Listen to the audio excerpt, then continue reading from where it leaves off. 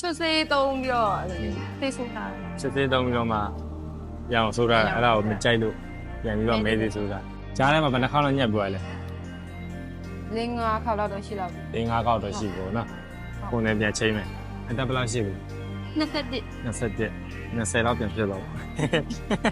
โอเคအခုကကြာအငြိမ်မှပြီးသွားလို့ရှိရင်နည်းနည်းပို့ပို့ပါပါပုံစံမျိုးပြန်သွားလိုက်နော်โอเคနော်အဲ့ဒါလာလေးတော့ကင်လာလေးပြလိုက်